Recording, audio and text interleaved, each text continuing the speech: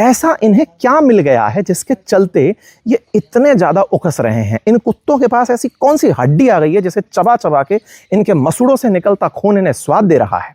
अब मैं आपको लेकर चलता हूं उस पॉइंट के साथ। अब देखिए, पॉइंट कुछ इस तरह से है। आसिम मुनीर को यह समझ में आ रहा है कि ट्रंप के दिमाग में भारत के खिलाफ सनक चढ़ गई है।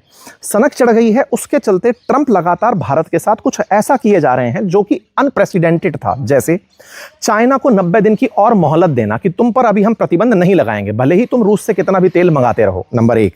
नंबर दूसरा, अमेरिका के द्वारा रूस को धमकाते हुए यह कहना कि भारत तुमसे तेल खरीदता है, 25% टैरिफ मैं भारत पर लगा दूंगा, नंबर 2। नंबर तीसरा, भारत के समर्थन में माने जाने वाली बलोच लिबरेशन आर्मी और साथ ही साथ में मजीद ब्रिगेड को पाकिस्तान के अंदर बैन कर दिया जाता है, आतंकी संगठन घोषित करवा लिया जाता है। इतना ही नहीं, भारत पर 25% टैरिफ अनाउंस होता है और पाकिस्तान पर मात्र 19%। भारत पर रूस से तेल खरीदने के कारण एडिशनल 25% टैरिफ अनाउंस होता है। पाकिस्तान वहीं 19% के साथ साथ अपने यहां ऑयल रिजर्व निकलवाने की बात पर अमेरिका के साथ खड़ा हो जाता है।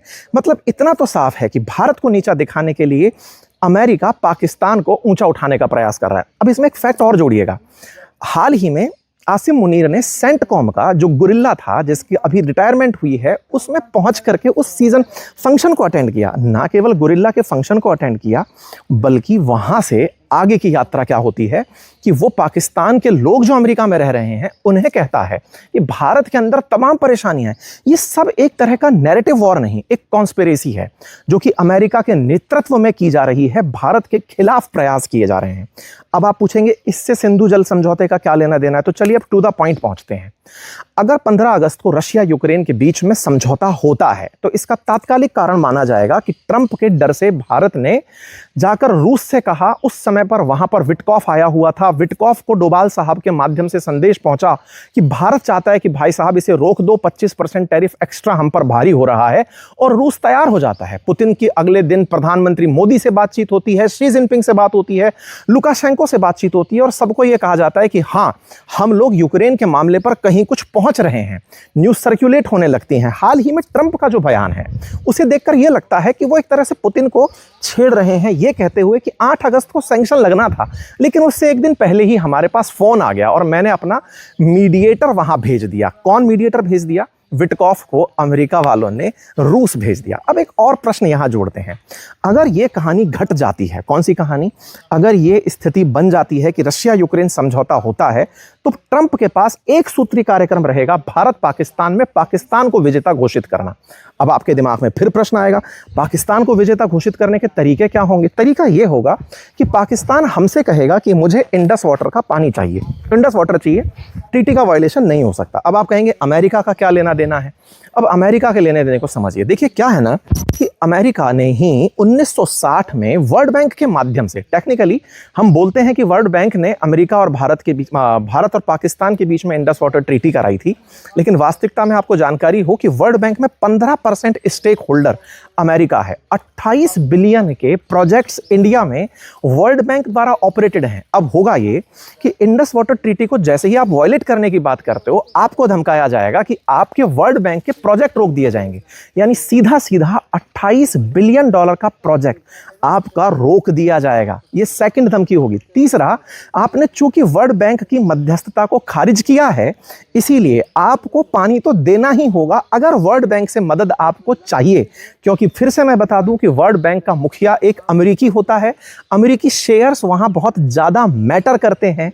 यह तथ्य आपको अतिरिक्त रूप से पता होना चाहिए। तो अब पाकिस्तान क्या करेगा कि इंडस वाटर के नाम पर भारत के साथ कलेश करेगा और यह चाहेगा कि किसी ना किसी तरीके से इंडस वाटर को वो भारत से रिलीज करा ले और अमेरिका से कहलवा के वर्ल्ड बैंक की मध्यस्थता को इंपॉर्टेंस दिलवा दे।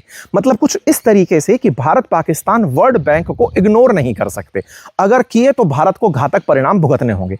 लास्ट पॉइंट जिसकी वजह से मैं युद्ध के ऊपर जा रहा हूं वो ये कि पाकिस्तान इसी इंडस वाटर को प्राप्त करने के लिए संभव है कि भारत पर सीज फायर वायलेशन करे, सीधा सीधा डायरेक्ट क्रॉस बॉर्डर वो हम पर अटैक कर सकता है। ये एक इंपॉर्टेंट फैक्ट है जिसे आपको समझना चाहिए। हो सकता है कि आसिम मुनीर जो कह रहे हैं कि भारत के डैम्स को निशाना बनाया जा सकता है, तो हो सकता है कि भारत के इंडस रिवर पर बने हुए डैम्स पर पाकिस्तान का हमला हो। हालांकि बहेगा पाकिस्तान ही नुकसान, लेकिन हमारा भी बड़ा होगा। बाढ़ बहुत से क्षेत्रों में हमारे भी आ जाएगी।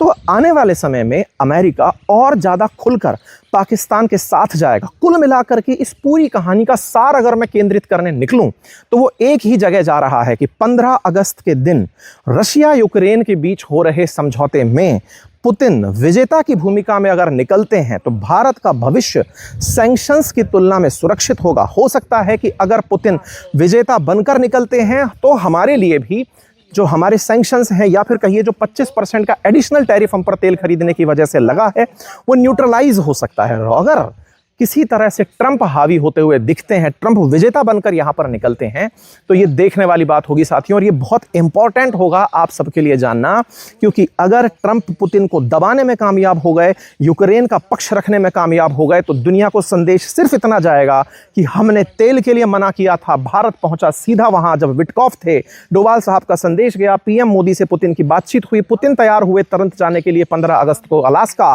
और उसकी